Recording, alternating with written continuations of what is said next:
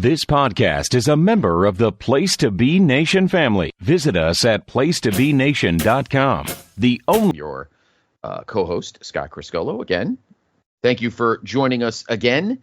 And again, a happy new year to you. We hope everyone had a healthy Christmas or Hanukkah and a very healthy new year as we are officially, oh my God, we officially begin the second half of this decade. Good Christ. Oh, gee. Oh my God.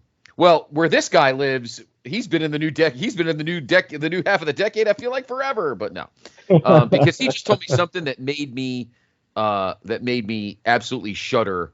And that is, of course, we always talk about the weather with the two of us. Here, where I am in the Northeast, in the wonderful state of Connecticut, it is snowing right now. But for this guy, his Christmas is 100 degrees. Happy New Year, Dave Hall. How are you? Happy New Year, everyone. It's great to be back. I hope I echo your sentiments there, Scott. I hope that everyone had a great Christmas and a great New Year. Yes, down here in Australia, where the temperatures are the opposite of those in the Northern Hemisphere, I had an interesting Christmas when I spent Christmas celebrations with my in-laws, my wife's family, and it was 100 degrees American temperatures. It was really humid, and my sister-in-law doesn't have air conditioning. So and there was about it's a large family, so there was a good. My mother-in-law, my wife's one of 4. We've all got kids. There was 15, 16 under 18-year-old people in the house with adult. It was just not fun. Yeah. It's a bummer. That's a bummer. But it doesn't mean we can't have fun when we get together. So and that's what this is all about. So absolutely. Yes, it's always the highlight of my month when I am with you. And I hope it's a highlight of month of all of you listening. Thank you for another year of joining us on our journeys. And yes, it is January, so we are obviously going to finally do what everyone's wanted us to do in the month of January: rebook alternate sold outs. That's right. We are going to be talking about what if the NWO took over. The NWO. No. Yeah, exactly. What if there were sold outs what if there was NWO Super Brawl and NWO Spring Stampede? No, we're not doing that. Maybe one day we'll flip the script. But no, it's hard to do it. Even though this year, of course, Dave, for the first time in WWE history, the Royal Rumble will not be in the month of January. It will I know. No, it'll be on February 1st, February 2nd for you. February 1st in at Lucas Oil Stadium in Indianapolis. So of course we do have to do a Royal Rumble show. So tonight we're going to do something very simple.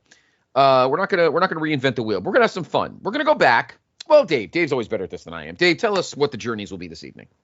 All right. Well, a couple of years ago, I think the very first time we ever did a Royal Rumble special, we talked about who we think should have won the Royal Rumble. Our choices for an alternate winner. And we've looked at some other things to do with the Royal Rumble. But this year we thought we'd do something that could be a bit of a fun journey for the episode. And that is we're gonna take a look at what if the runner-up of every Royal Rumble was actually the winner. Now, it's that simple. We're going to look at who the runner-up was.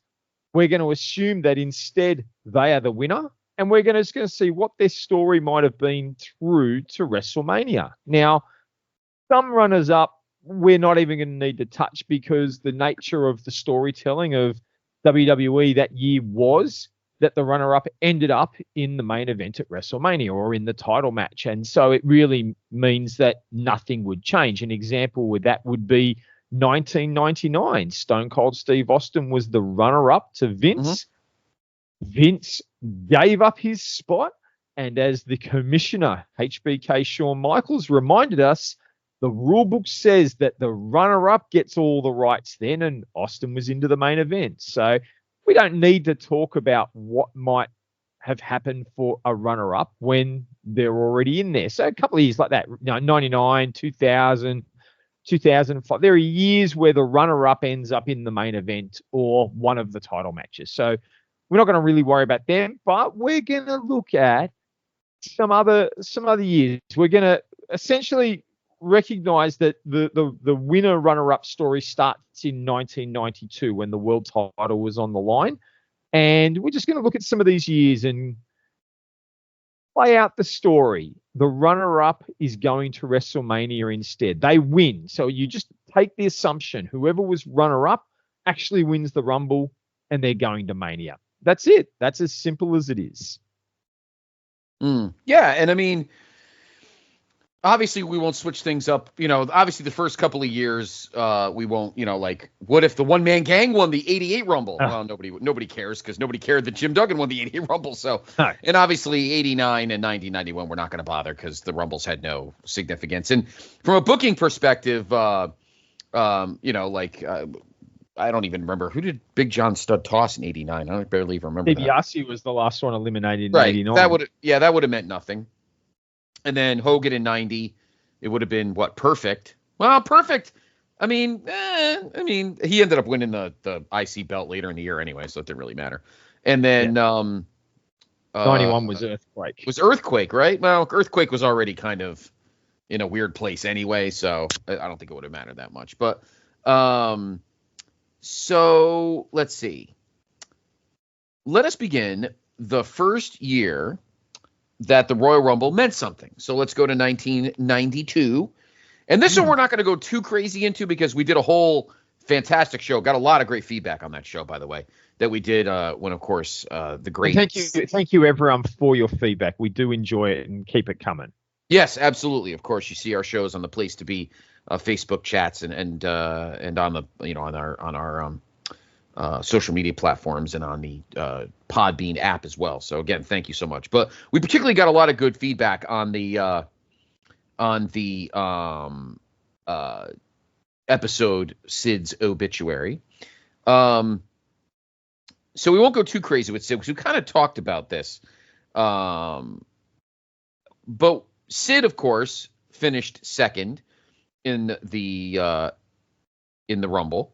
Because he got tossed by Ric Flair because Hulk Hogan was a big spoiled brat. But if Sid won the Rumble and was the World Wrestling Federation champion, we won't go too crazy because we did get into Sid's runs in 92, 93, and 94 had he stuck around. So if Sid won the Rumble in 92... I think the starting point there would be to consider whether you keep him a babyface, which is what he was going into the Rumble, or whether you turn him heel. If he wins, that means he hasn't been pulled out by Hogan. So there's none of that tension there. So does Sid stay a good guy? If so, I think the only option you have is to either put him against Flair at WrestleMania, or maybe he defends the title against someone like The Undertaker. I think that's sort of the only options I think you've got if he's the babyface. If you turn him heel, then what do you do? Do you put him against Hogan? Well, Hogan's about to leave, so I don't think they would have done that. Or do you put him against Randy Savage, who got the title shot anyway? So it's an interesting situation. Mm-hmm. I think it'd be interesting that if Hogan's not involved in an elimination and Sid wins, Sid stays a good guy. I mean, we know that the fans were cheering him anyway when Hogan tried to pull him out. So I think if Sid would stay the babyface, I think it would have been fun to see Sid versus Ric Flair at WrestleMania that year in the main event. I think that could have been a fun little story. I think so as well. I mean, they never really, I don't think they crossed paths in ring when they were in WCW, really. They were both in the Horsemen. They were going to build to it, and then Sid signed to leave and join the WWE. So right. Well, they both did. That's right. They both left. Yeah. So crazy. That would be fun. I don't know how easy it would be to. I don't know how easy it would be to get Hogan involved in the match. What would you do with Hogan then? I think Hogan would have to have a farewell match against someone else. Maybe you give him a rematch against The Undertaker from, sort of the fallout from Survivor Series Tuesday in Texas. Maybe they have their return match so that Hogan can get his win and retire a hero, retire on top like they were wanting to do. So in this alternate universe, we don't get a streak. You might not, or the alternative, what everyone wanted, Hogan Flair that's not for the title, and maybe Sid faces Taker. And Taker wins the belt. Maybe he wins the belt. Oh. I think I'd like that alternative. I think I'd honestly want to see a Hogan Flair match with no title on the line. It would be. I think I could see that. Yeah. And then have Sid and Taker. I think I like that idea. And then you've got your options there. Do you keep Sid? Could be kept as champ, and therefore the Undertaker streak never happens, which changes a lot of history. Or maybe you have Undertaker into that match as the heel officially, and maybe he gets the win, or something happens in the process of the match. Jake the Snake turns on him, and it allows them to turn Undertaker babyface. All sorts of options get created when you look at that scenario. Yeah, absolutely. So I think because, and this is a benefit, Dave, of the fact that the roster, at least the top of the roster, in 1992 was so loaded that you could have mixed around all sorts of things and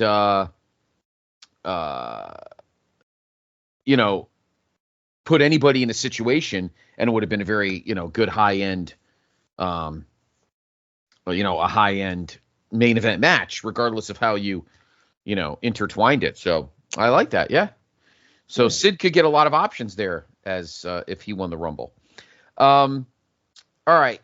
1993, we've talked about this in other when we've had other themed episodes, but 1993 in Sacramento, the runner-up was the Macho Man Randy Savage, who was eliminated by Yokozuna.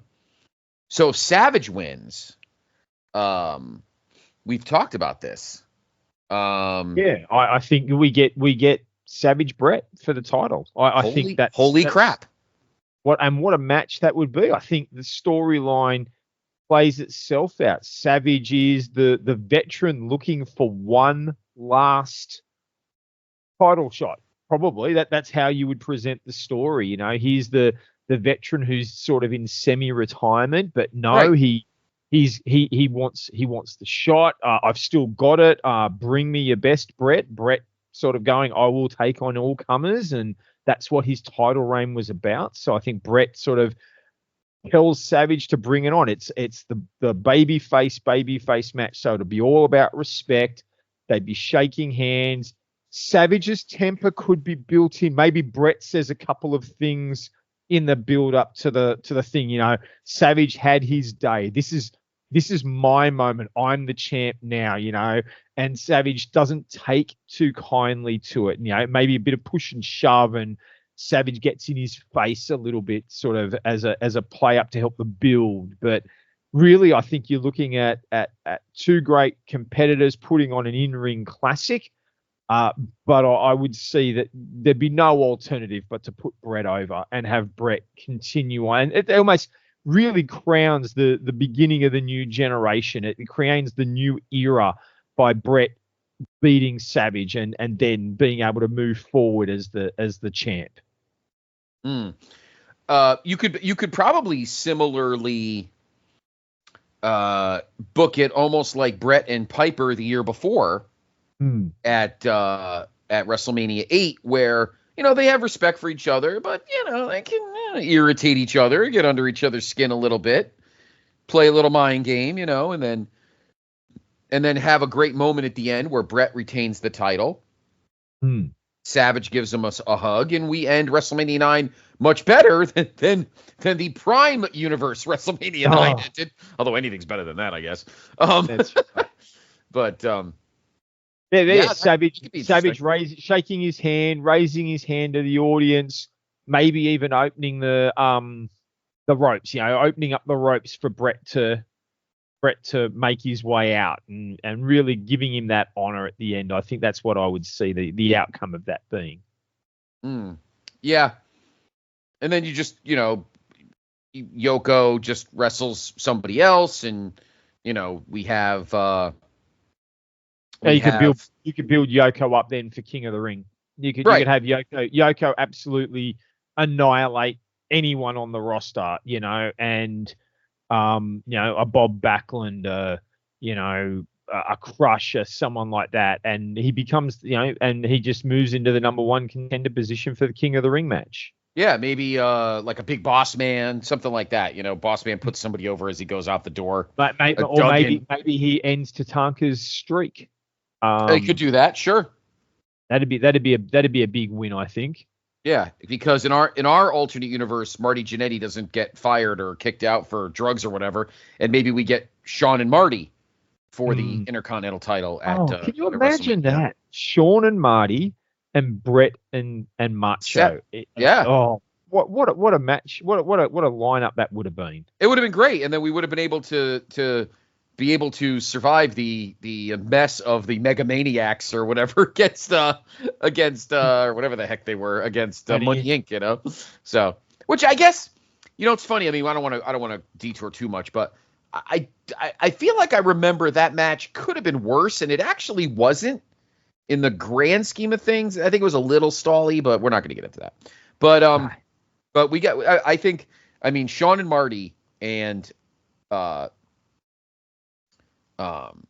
Shawn and Marty and Brett and Savage, and then maybe we have a better booked match between the Steiners. Maybe we ditch the Hogan. Maybe in our universe we ditch the Megamaniacs nonsense. And how about, not to rebook a Mania, we may do that in a few months, but how about Brett Savage? Didn't we book WrestleMania 9? Maybe we could rebook it. Brett Savage, Shawn Marty, and how about Money Inc. Steiners? Oh, that's got money all over it. I think so. Sensational, right? I think it'd be great. Oh my God, I think it'd be great because Steiner knows those. DiBiase and Rotundo know how to put those guys over. And they know how to work those guys. So no, I think it'd be very, I think that'd be pretty killer in our universe, but that's us. So, all right. 1994 we'll skip because technically the runner up we had two winners. We had Brett and Luther, and we all know what happened. So we won't belabor that one. 1995, the runner-up was the British Bulldog, because as you remember, we thought he eliminated Shawn, but Shawn Michaels had only 1 foot on the rope. So let's say the Bulldog. I think this would be a fun storyline because you are basically bringing the SummerSlam story from 1992 full circle. Bulldog wins and Brett is the world champion this time. And I think there's your bill. Bulldog, I beat you at SummerSlam 92. I'm going to beat you at WrestleMania. And the storyline would be built from there. Brett, that was 4 years ago. We're in different places now. I'm a better wrestler. I'm a better performer than I was then. And Bulldog can just say, you've got what I want. I'm coming for you.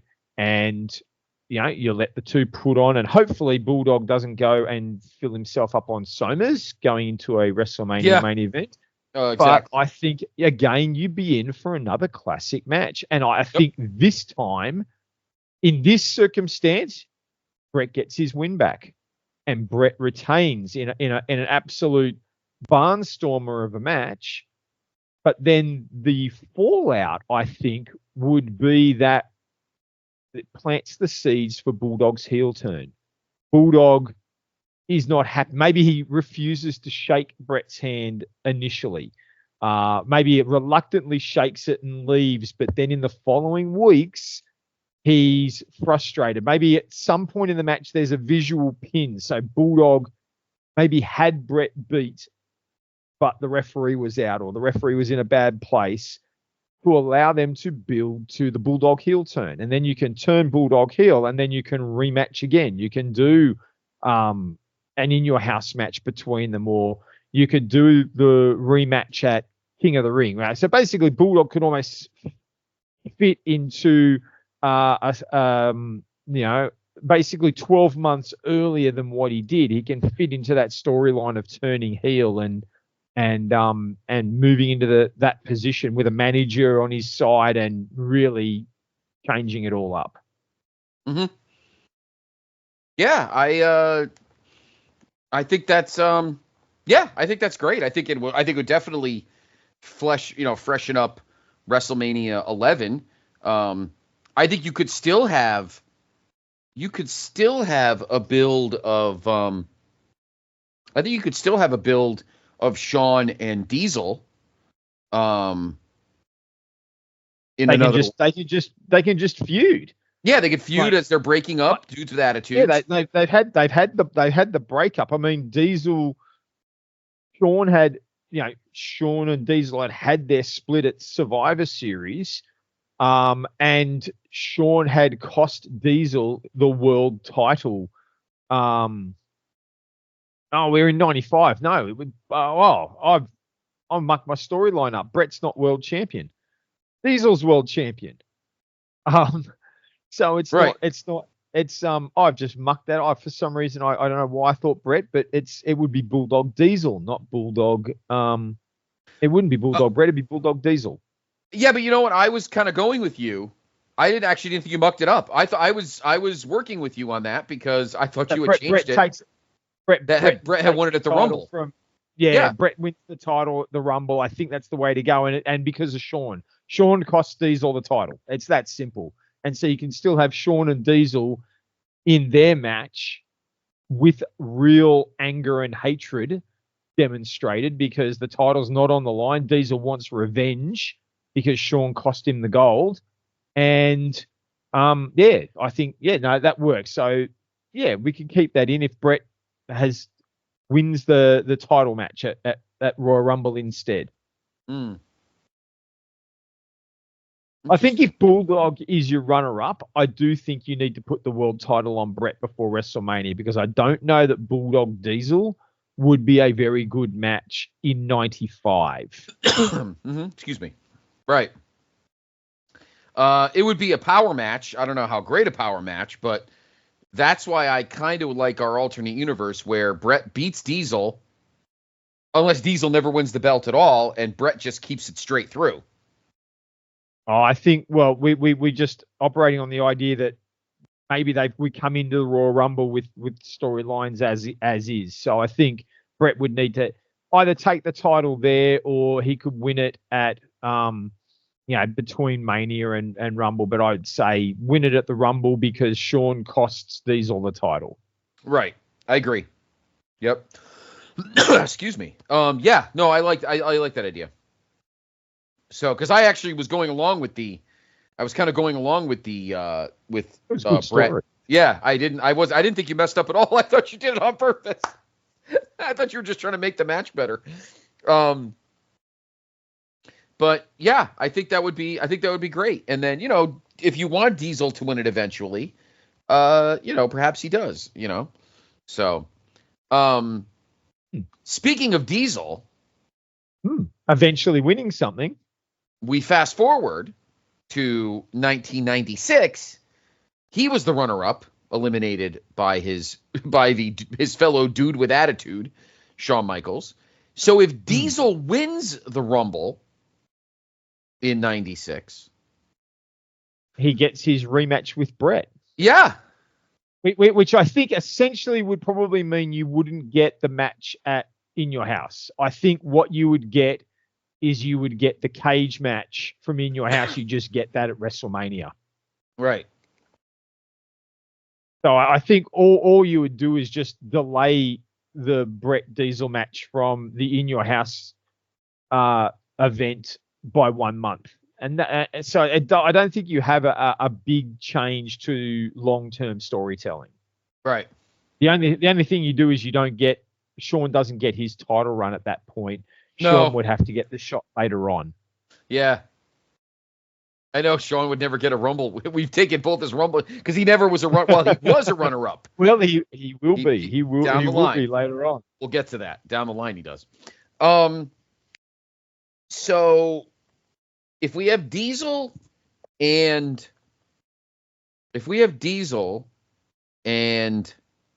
Brett,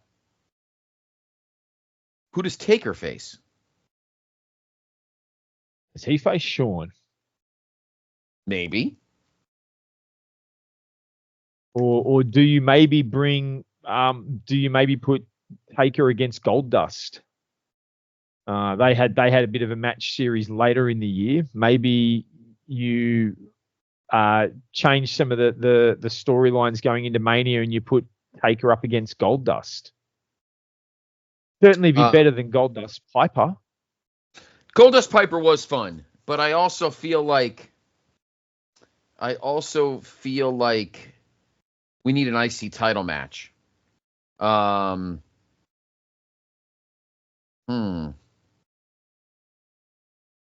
Yeah, it would be very interesting. Where would yeah? Or maybe you. Well, I don't think that timeline works. So I was going to say maybe you do Undertaker versus Yokozuna, but they had their blow off the year before, so that really wouldn't work either. Right.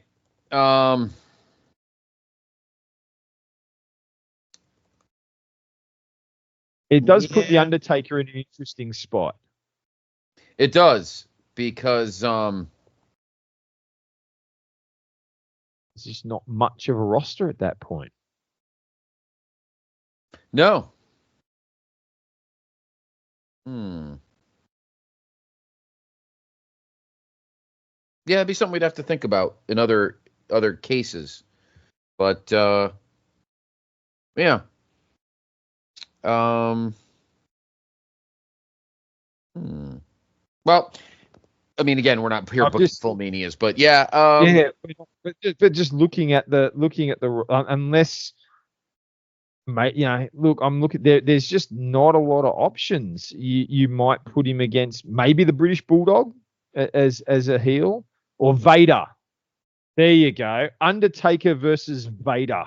It'd be Vader's first big match in the company. Oh, yeah.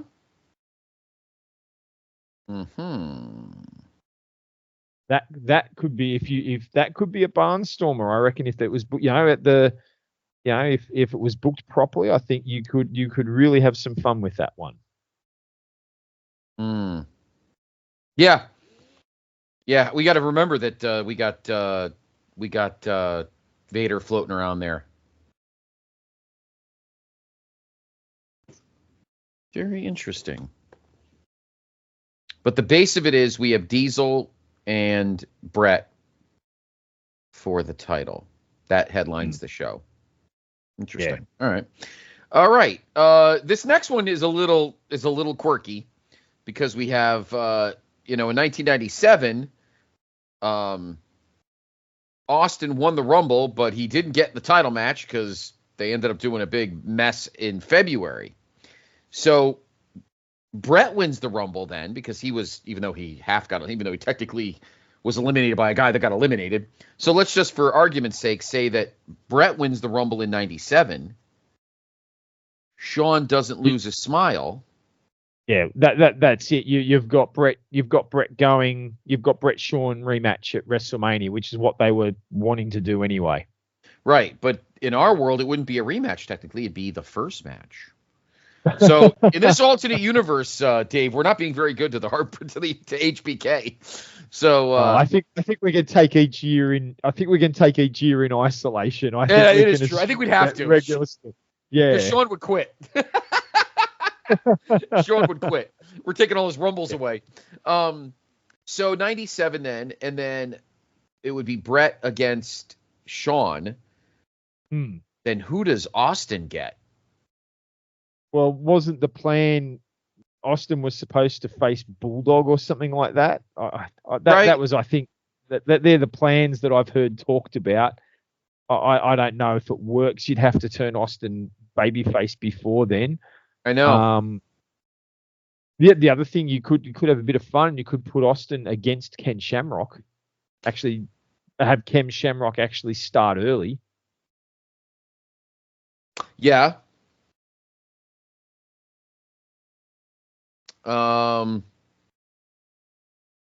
Yeah. Yeah, because the 97 roster is a little strange. Or you've got with, if you're having Brett versus Sean, if that's your plan, then you've got the ability, you've got the freedom there. You don't have to have Taker versus Sid because the title's not on the line. So Austin could wrestle either of those guys, and that's probably where you would really want him to end up because that's got your bigger marquee on it. Correct. Or you could have, say, instead of Goldust, how about Austin and Triple H for the IC belt? Because I think those two. What was Rocky? Rocky was IC champion, wasn't he? Oh, right, because Rocky won in Lowell on the Thursday Raw Thursday. That's right. So maybe you have Austin versus Rocky for the first time. Because Austin's a heel. Heel about to go babyface against the babyface being booed by all the crowd. Yeah, maybe you start getting the Rocky sucks chance in this match. Which, to be honest with you, Dave, would not surprise me based on the situation. Yeah. You know? Yeah, I think that would happen anyway. All right, so we would have Brett. So Brett would face Sean, Triple H, and then Triple H would face somebody. I guess Triple H Goldust again. What do you do with Sid? What do you do with Taker? Do they wrestle each other anyway? They could still end up wrestling each other anyway. We are at that time where like we've heard multiple times, that top end of the roster, they've reached the point where babyface versus babyface, heel versus heel, it was becoming a bit more of a common occurrence. So the lines are starting to blur. Still have, right. Yeah, they could still have their match. Yeah, because it was, we were kind of getting out of that. The line was, we were already starting to get to that point where the lines were blurring. So you could have a little more fun with matches. All right, it'd be very interesting in Chicago. Now, speaking of Rock and Austin, we fast forward to 1998, and Rocky was the one that got eliminated last. So if he wins... Wow, what a change of history that would create. It would be a huge change of history. Rock wins the Rumble in 98 and not Austin. Rock is due to face Shawn Michaels for the world title. That I think it would create a very interesting story arc. One that you could actually, I guess technically, if we're going to be true to the concept, I can't see Shawn Michaels losing the world title before WrestleMania. He's had the back injury, so he's gonna drop the belt. But with the ego and the character and who he was beginning in 1998, we know he's not gonna just drop the title to someone else before WrestleMania because that wasn't Shawn. So Shawn's in the match, and to be true to our concept here, Rock has got to be in the main event. So you've got the two heels. You've got DX Shawn versus Nation Rocky. And you could play off a little bit of the story from late in 97 where they had the Nation's locker room had been trashed and spray painted, and they were trying to create the illusion that it was the Hart Foundation that did it. But in reality, everyone knows that it was DX who did it. So you could build out of this story of the Nation versus DX, and at the same time, you've got the Nation power struggle between Rocky and Farouk. So if Rocky wins the title, it gives him more entitlement to want to become the leader and ruler of the nation. Yeah. It would be a fun it would be a fun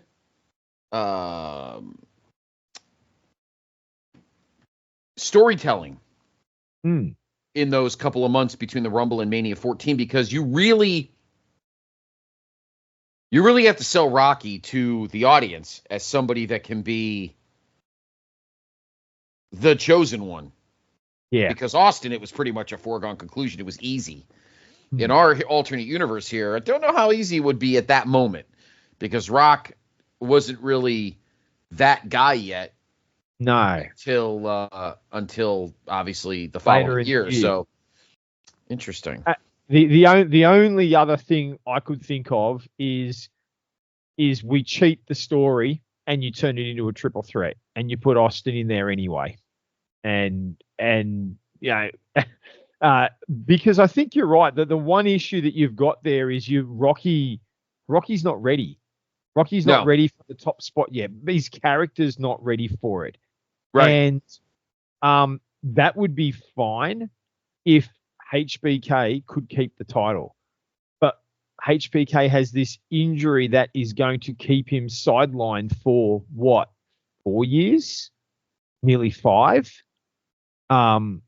He's got this back injury that forces him into temporary retirement. So you can't have Shawn keep the title. So now you've got to either elevate Rock early, or your backdoor out would be to turn it into a triple threat and put Austin in there anyway.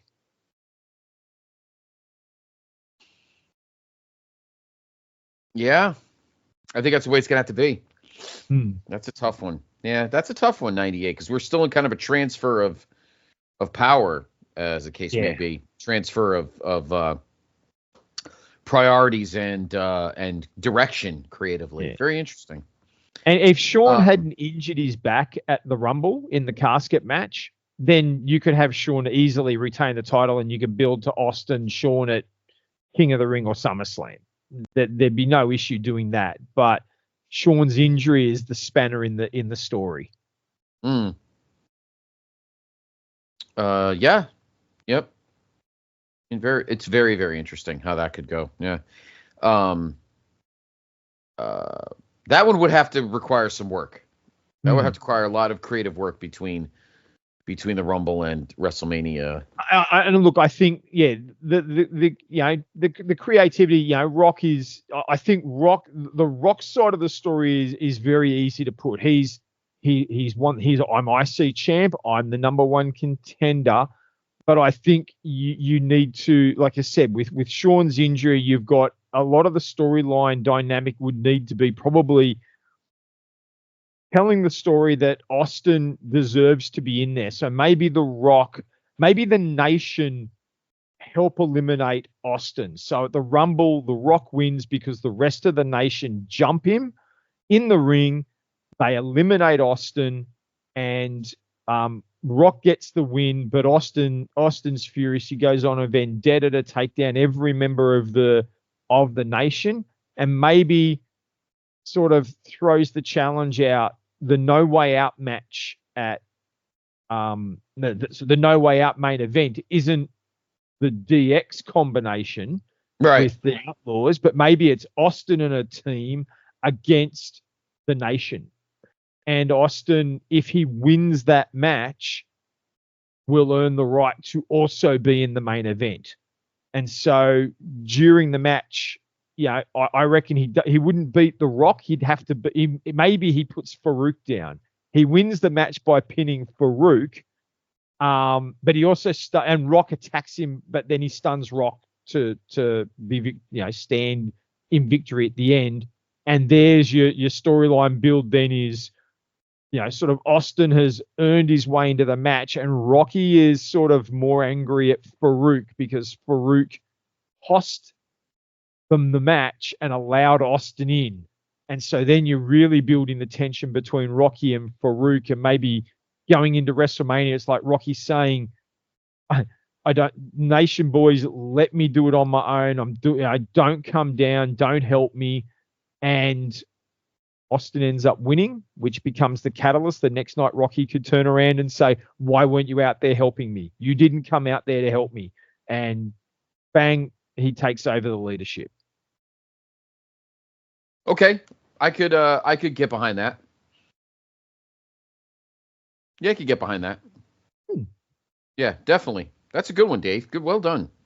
I think it gets Austin back in it, and maybe you kind of speed up Rock's evolution. Yeah, that works. Yeah. Dave always finds a way. You always find a way. You always find a way. All right. Now, we fast forward the next 2 years, and the next 2 years we had runner-ups because obviously Austin was the runner-up in 99, and he ended up getting it anyway. And then Big Show was the runner-up in 2000, and he was in the main event anyway, so we could skip those two. 2001, the runner-up was Kane. Yeah, the runner-up was Kane. After he went on the massive Kane push, the Diesel push, he was the Iron Man of the match and most eliminations. One of the best Rumble performances by any big man ever, that 2001 performance by Kane. That was a great performance. And so 2001, he'd be going up against, Rock was champ by the time we got to the Rumble. Right, because at the Royal Rumble, it was Kurt Angle. And here's the thing. If Kane is going to, so Kurt Angle was the champion at the Rumble. If Kane is going to be in our main event at WrestleMania, do we keep the title on Kurt? Because I don't think Kane can afford to be in a match against The Rock or against Stone Cold, because I think they will completely overshadow him. Yes, I agree. So I think if Kane is going to be our storyline here, I think Kurt needs to keep the title, and Kurt goes to WrestleMania as the champ, cheating but a great title reign it was. It allows you, and then Kane gets the title shot against Kurt Angle, and you know what? I'd almost be inclined to I think the build would be fun because Kane. This is probably the peak of Kane's character as a singles guy. He's come out of all the chaos of the Attitude Era, and he really was positioned well. Mm-hmm. And it could be sort of like, I've earned it. It's my time. He tells his brother, look, this is my time. Let me do it. Don't come out with me. This is just, let it be one-on-one. And maybe Undertaker could even offer to, stand up, prevent anyone from interfering in the match. But yeah, I think you've got Kane versus Kurt. I think would be a great story. And Kurt's the sort of guy, even in 01, I think Kurt really could have carried a good match with Kane. I think it would have been a fun match. But I would argue maybe you could actually have Kurt win the match, retain the title against Kane, and create the scenario where he's going to face maybe Austin at the next event, at the Backlash event. Mm-hmm.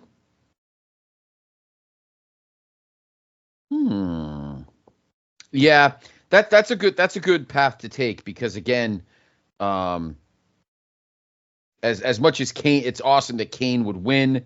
You've just got so much top-heavy talent, kind of like 96 into 97.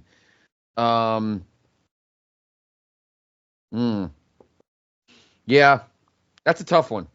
The bright side of '01, if you keep Kane and like if Kane and Kurt is your main event, it opens the door to have the Austin Triple H match at WrestleMania rather than 1 month earlier. That amazing 3 stages of hell match, you could put that on at WrestleMania. Yeah. Yep, I agree.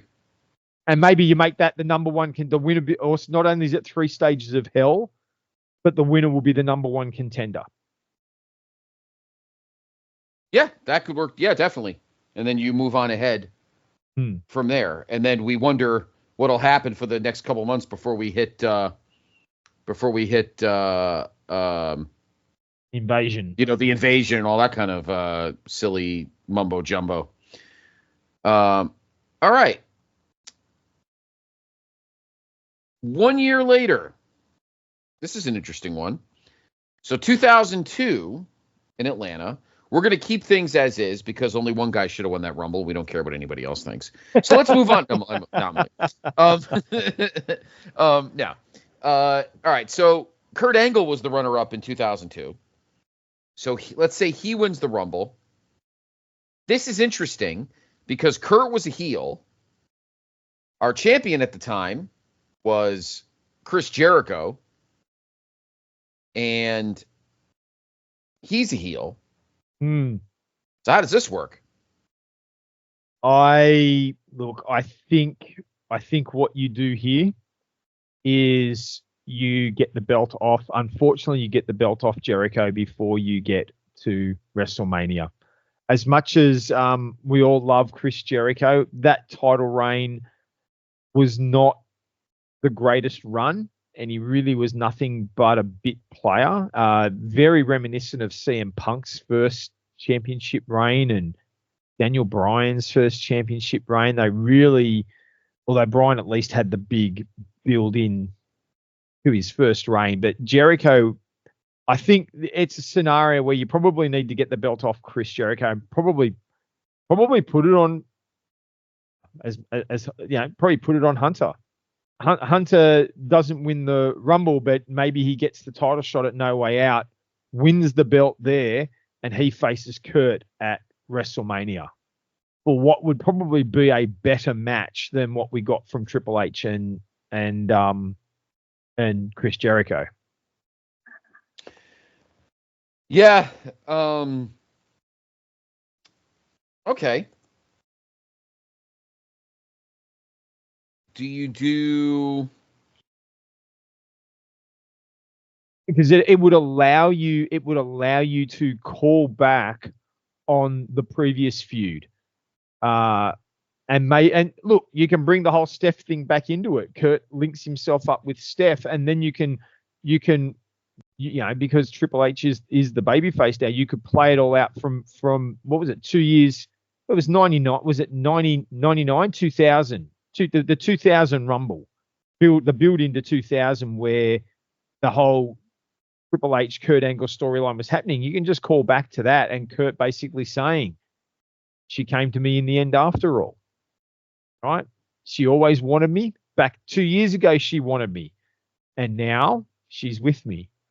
And and Triple H, it could be that that might the mind games play. Can Kurt get Triple H mind off defending the title because he's more focused on Steph, and that I think that becomes the background to the story.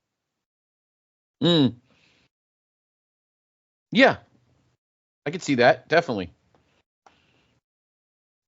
because then we get into because then 2002 comes NWO because they're still involved and then you get Hogan and all that kind of stuff. So we get through that. We get to that. We get to that at some point.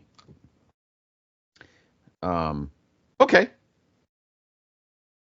This is a really good test of your creative abilities, Dave, because we've got some Because a lot of these babyface winning Rumbles have heels, while heels are champions. And a lot would be a lot of these scenarios. So, okay. Let's go to 2003. And of course, the actual Rumble was won by Brock Lesnar. He eliminates The Undertaker. He eliminates Taker. Now, here we have our first scenario. We have 2 belts. So,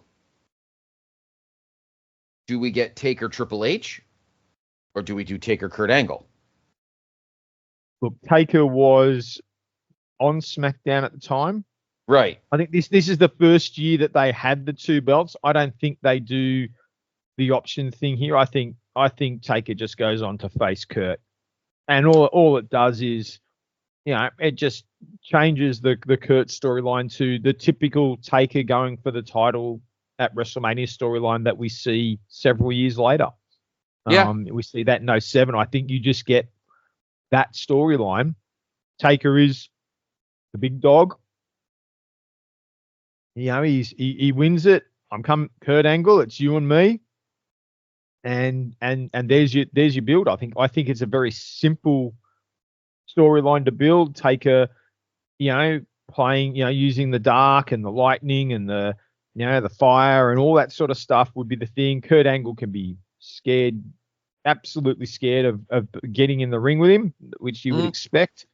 And Taker goes in and keeps the streak alive and beats Kurt for the title. Yeah, that's fine. And then we still do Booker and Hunter, hopefully in a better match with the other belt. Well, the other option there could be that maybe Brock jumps ship and goes to Raw, and he faces Hunter for the title. That could be fun. And Brock says, "Yeah, I'm not playing your little games. I'm taking the belt. Sorry, it's the way I do things." Yeah, that could cause a lot of Raw drama. I don't know if I'd want to be in those booking meetings. But it could be fun. Plus, you don't touch Vince Hogan, and you don't touch Rock and Steve. No. You may still get, and I think you'd still get a pretty great Mania out of that. You still get Shawn Jericho too. Yeah, I don't think you have any issues there. Really, the only thing you lose, I mean, look, the Brock Lesnar Kurt Angle match is a classic match in itself, but right. I think you get, but what you don't have to put up with then is the Undertaker against the Big Show and A-Train, which is an absolute pile of garbage. So, and you forget your fellow, because the reason that match wasn't good is because you don't get your fellow countryman, Nathan Jones. So, that's funny. Nathan Jones could go into the main event against Triple H. There you go. Yeah. That would really make for a great.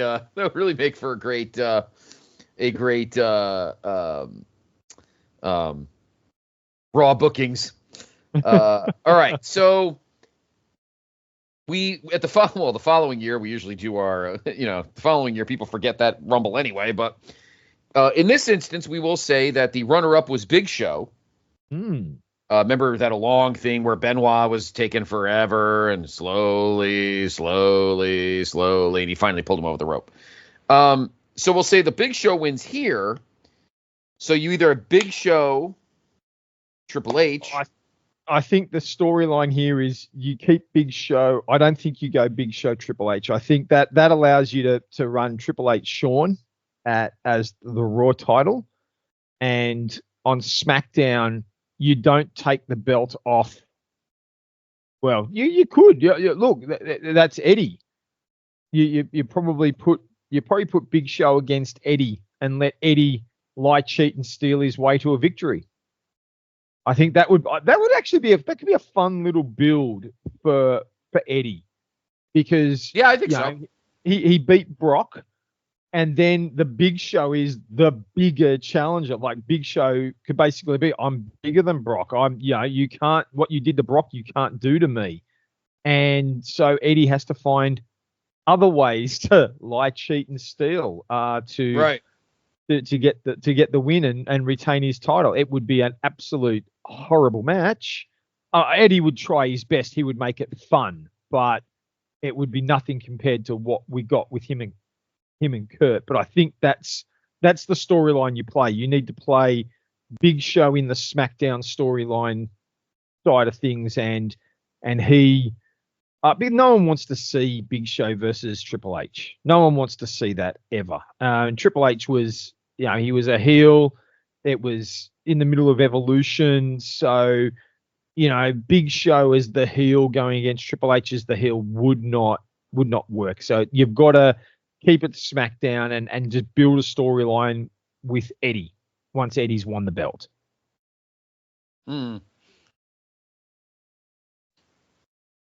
Yeah. I think it would change the complexity of WrestleMania 20 in some ways. You'd still get the Brock Goldberg debacle. Cena would have to beat somebody else for the U.S. title. You get the tags. Taker comes back. So the rest of WrestleMania 20 is kind of the same. So, yeah. But that's a good way. But that's a good way to go. 2005, we're gonna pass through because in this instance, the same thing would happen that happened in the Prime universe, except to the situation of the two guys is reversed. Because in this instance, Cena would win the Rumble. So you'd have Cena go against JBL anyway, and then Batista and Triple H would face each other, and they would come up with some other, they just continue the storyline that they did. Yeah, and we just continue the path. So we'll pass through 2005 because it's pretty much the same thing. So now 2006. Now this is interesting because we all know that the only reason Ray won the Rumble was because Eddie died. So otherwise, knowing Vince, he was not touching that. Randy Orton is your runner-up. Now he ends up in the title match. He ends up in the title match with Ray and Kurt anyway. So it's another example of we don't really need to. Well, I guess the only thing you wouldn't have there is you probably wouldn't have Ray in the match. It just becomes Orton and Kurt, which is what they wanted in the first place before he passed away. Exactly. Now here's the other weird thing. Here's the other weird thing, Dave. We won't go. I don't want to go too in the weeds because the next one is very interesting. But let's just say, had Eddie not died, he was supposed to beat Batista at some point in late 2005 for the belt. As a heel,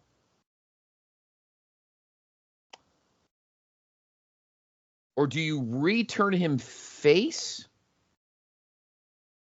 No, Eddie. They had turned Eddie. They'd returned him to babyface by that point anyway, at late in the year. So I think it would have always come across as a babyface match. And Orton's the heel. Orton was the despicable heel who was, he just. Yeah, I mean, if Eddie doesn't pass away, you're just going to do Orton versus Eddie then. And Orton can be the horrible heel, and Eddie is the one that's still lying, cheating, and stealing, and the crowd love it. Yeah. The other, I think the more interesting storyline for that year would be the fact that Eddie passed away, unfortunately, but it was only a couple of weeks after Eddie passed away that Batista got injured. Now, what if Batista didn't get hurt and your main event becomes Orton versus Batista? That would have been an interesting match. That would be a very interesting match. Former Evolution mates. Absolutely. Now, that's a storyline I think would have been an interesting WrestleMania storyline to play out. The Evolution, come full circle. Who's the better man? I was always the better one in Evolution. I was the one who the only reason you got the title shot last year is because Triple H refused to face me or something like that. You could play that up, and then you get the big confrontation between them at WrestleMania. I actually think they would have had a great match. I think if Batista hadn't got hurt, that would have been a great match to watch. Yeah. Nope, I agree. I think that'd be fun. I would enjoy that. All right, now we have some fun. 2007. Guess who finally gets a Royal Rumble win after we've taken all his wins away from him? Shawn Michaels was the runner-up. Of course, he was eliminated by The Undertaker in a great, it was almost like a mini match, if you remember the end of that Rumble. Yeah. So Shawn would choose between Batista and Cena. Does he still face Cena? Does he still face Cena? I think he would. I think the dynamic that they had the dynamic that company had in 2007, I think they would probably end up going that path because Cena was getting booed. We all know, and we know that the reason Cena faced Shawn was because Triple H got hurt and couldn't appear, couldn't compete that year. But I think you could just slot them straight into that match against each other. And look, Cena's on Raw, Shawn was on Raw. It all makes sense that's the path that you take. I think you end up with what you got. You're playing it right out of the Rumble rather than a couple of weeks later. Yeah. So really no major change there. No. Similar. Shawn finally has his Royal Rumble wins. Correct.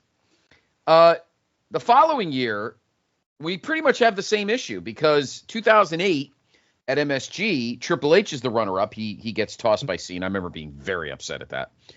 But Cena cashes in his shot at No Way Out. We end up getting a triple threat at WrestleMania 24. So is that pretty much the same thing? I think we just don't get the triple threat. I think you could run Triple H versus Randy.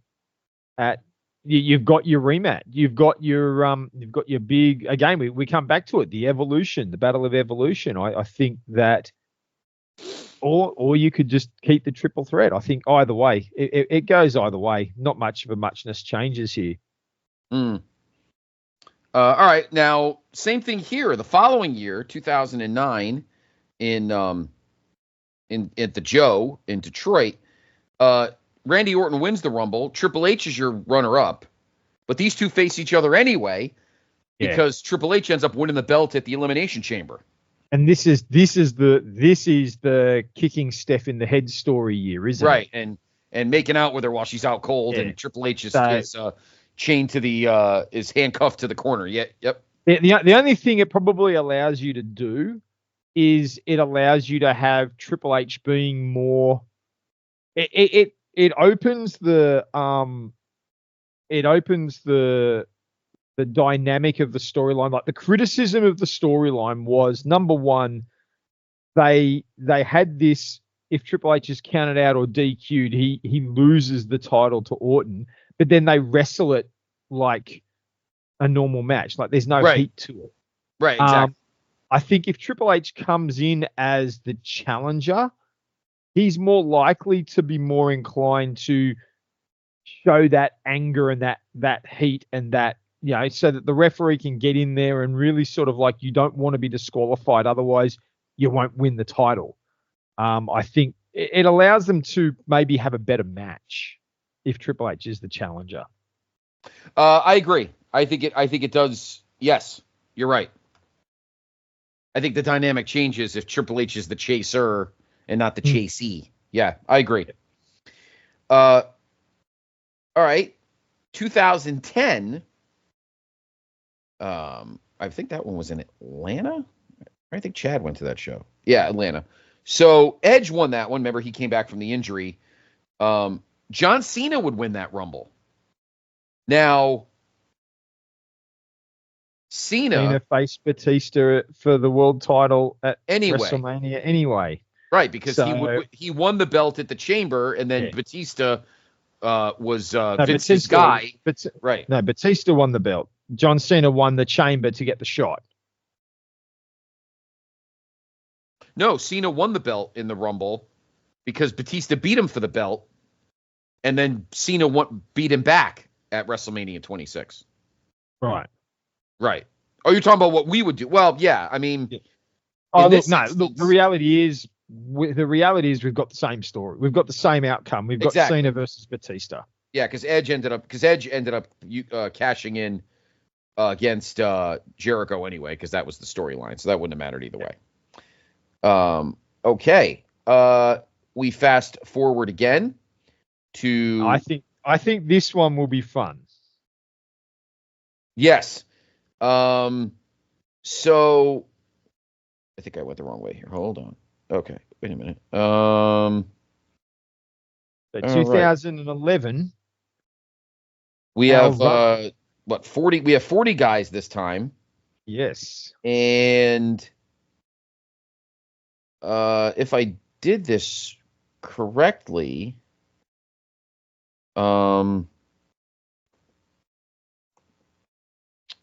Santino is the rumor. It is. It's when Santino had jumped out from under the ring, had been under the ring at the Rumble, and Alberto had thought he'd run, and Santino comes out from under the ring and does the Cobra, and everyone is going ballistic, thinking he's about to win the Rumble, and then Santino tosses him out. Well, we have an opportunity to have a bit of fun here, because can you imagine if Santino actually sent Alberto out of the ring, and Santino is going to WrestleMania? I think it'd be a great little fun story they could tell.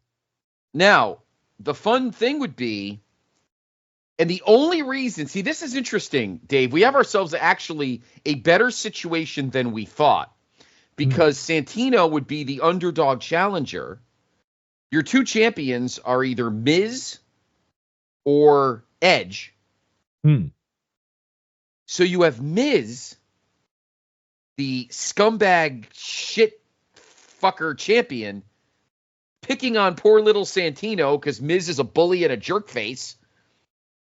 I think if handled correctly, you might actually get a compelling story for Miz and Santino. Isn't that crazy? I think you can. Absolutely. Absolutely. Look, the other champion is Edge, and Edge was right at the end of just as he was about to retire. So he was babyface. He wasn't heel. I don't think you could do Santino and Edge. You need Santino as the underdog babyface. And so I think you're right. I think putting him up against the Miz would just be an absolute.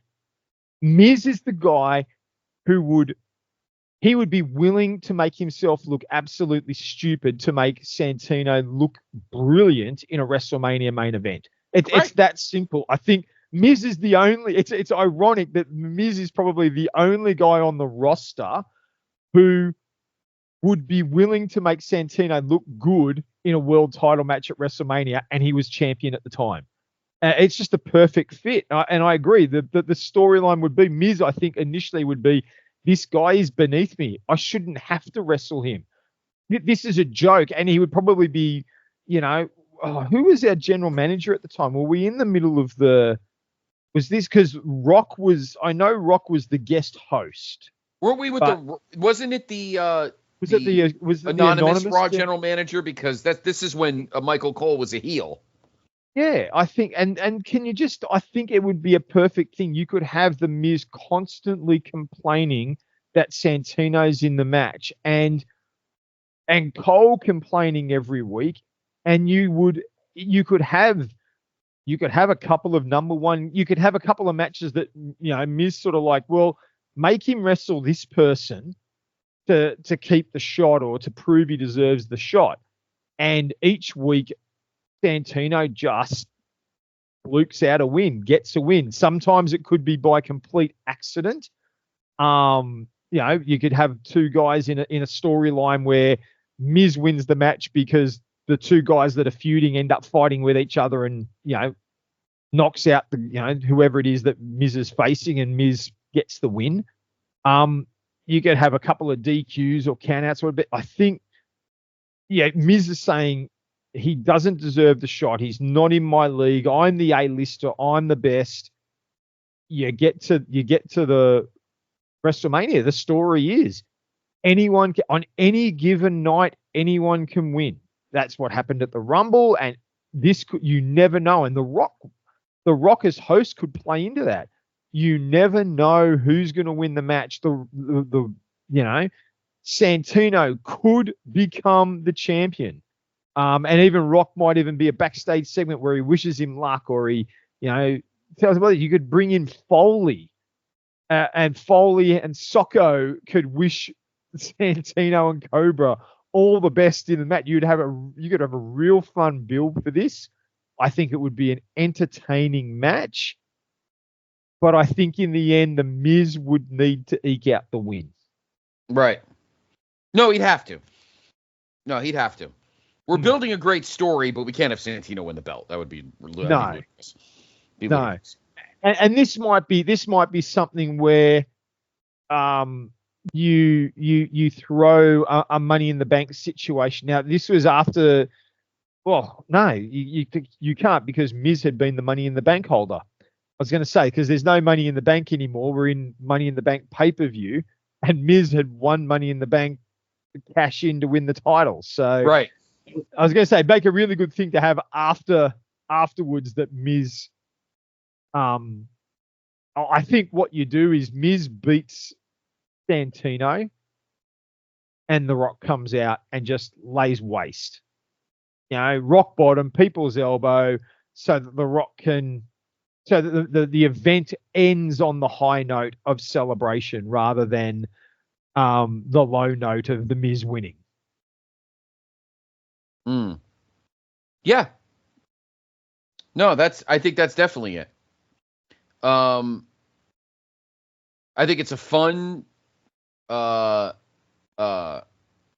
build, but in the end, now, what is our last match? We'd have to give Cena something else to do. And that's what I'm saying. If you include The Rock at the end, you could have it as the last match. Maybe Cena's in Santino's corner. Maybe Cena has trained him for the match. Yeah, maybe Cena just takes this show off or whatever. I mean, we'll see. Yeah, I mean, that's something you could do. And you could, the story in the match, you could have the moment that Santino hits the Cobra and everyone thinks he's about to win the title, and Miz either puts his foot on the rope or just gets his shoulder up. Well, I think the foot on the rope would be the better get out of jail for the Miz. Yeah, I can see that. Sure. I think that's good enough to. I think that would be compelling for that pay-per-view, for that specific show. Maybe you main event. Maybe you main event with Triple H and Taker. Yeah, most likely you would need that as your main event. Yeah, definitely. The following year, 2012, we really do nothing because Sheamus won it. Your runner-up was Chris Jericho, and he. Elmer Fudd's in the building. Chris Jericho. Jericho ends up getting the title match anyway because he ends up facing Punk, and Sheamus is facing Daniel Bryan. So we could push off from that one. Which year is that? 2012. That's 2012. Yes, that's right. Yeah, Punk won the belt at the Rumble, and him and Jericho face each other anyway. And it's just another year where the runner-up is in the title shot anyway. So. Right, exactly. We fast forward to oh God, this is not pretty. We fast forward to 2013. Okay, good luck with it. I'm handing you this one. Your runner-up is Ryback. Because he's eliminated by Cena. Of course, Cena wins the Rumble, and we get the rematch with Rock. But Ryback would get the Rumble win. I think the storyline here is that Cena and Rock don't have a title match for their WrestleMania rematch. I think what you do is you keep the belt on Punk, and you allow Ryback and Punk to go at it, because that was your background feud. It was anyway, correct. Ryback and Punk could go again, and Punk gets his, well, he doesn't get his main event because Cena and The Rock are facing each other again. Exactly. So, right. So he gets cheated out of the main event for a second year in a row. Yeah.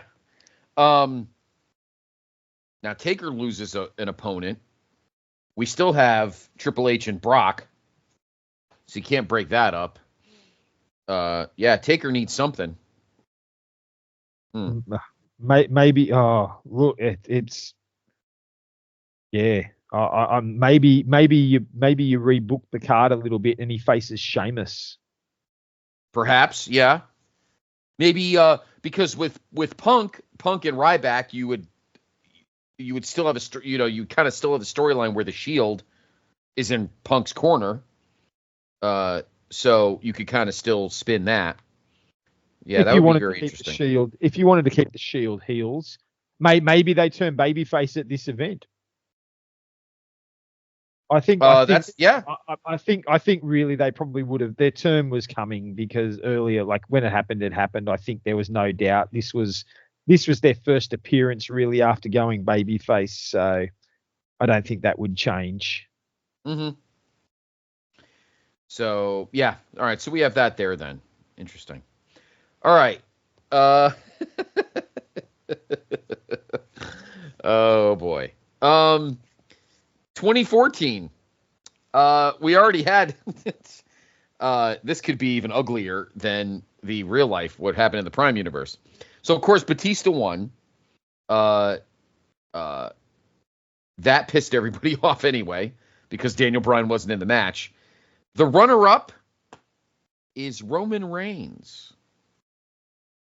And remember, he had the Diesel push in that one. That kind of got that Rumble is kind of what gave Vince the idea that Roman was a guy, and then we had the next several years of misery. And you had everyone wanting Roman to win.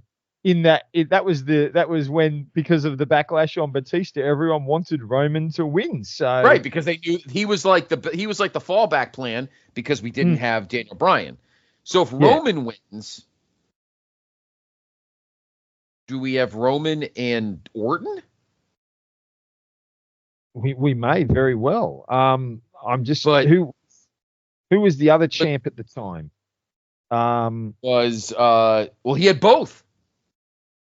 Oh well, then we don't have a choice. Roman versus Orton is our title match. Yeah, and in our alternate universe, do we still have a Daniel Bryan? Do we still have a Yes movement? That's an interesting. That's a really interesting question. Yeah, we might still be. We might be chanted out of the building, Dave. Well, just explore. Look, let's explore this question for a moment. Daniel Bryan was on a heater roll. Everyone loved him. And the backlash against Batista was clear. People didn't like the fact that Daniel Bryan wasn't in the match. And people didn't like the fact that Batista was given the win. But as I said, in those last few moments when it's Roman is the last person against Batista, the crowd were 100% behind Roman. Right. Because they didn't want Batista to win. So if Roman had won the Rumble in the moment, it would have got a massive reaction. That is true. Would have got a great reaction. The question is whether you could carry that reaction into WrestleMania. Or whether or not the groundswell of anger about Daniel Bryan not being in the match would continue. And it's interesting because it's a hard thing to fathom because the groundswell, the build out, the ongoing build of the Daniel Bryan situation was because Batista was the winner. So if you had a guy that wasn't being turned on, right, the crowd might be willing to allow you to have Cena, Daniel Bryan versus Hunter, and if Bryan wins it, he gets maybe the shot at the next pay-per-view, and that might appease the crowd enough if Roman, as being cheered and with people behind him at this moment, was given the shot against Orton, knowing that he would probably lose that match to Orton, and then Daniel Bryan gets the shot at the next event. Now, I don't know if it's the right story, but I'm just trying to play out what you might do in our world here and whether it would work. I think the reality is Daniel Bryan, the Yes Movement was so big. I wonder if they would have had to have put Daniel Bryan in the match regardless, and it still becomes triple threat, and it still becomes Daniel Bryan winning the title. I think you probably don't have a choice, because I think the Yes Movement was so big. Yeah. It stretches across multiple universes. So, all right. Now, the following year, 2015, Roman won. This is interesting. Your runner-up was Rusev. Yeah. Now, Rusev ends up winning he was U.S. champion because he came in on the tank, and that was all fucking great, and then they lost to Cena. Your champion was Brock. Can you imagine that? Brock versus Rusev. With Rusev probably at the peak of his run. Right. In the WWE. This was when he was at his absolute best. Brock as the part-time champion. I actually think this match could work.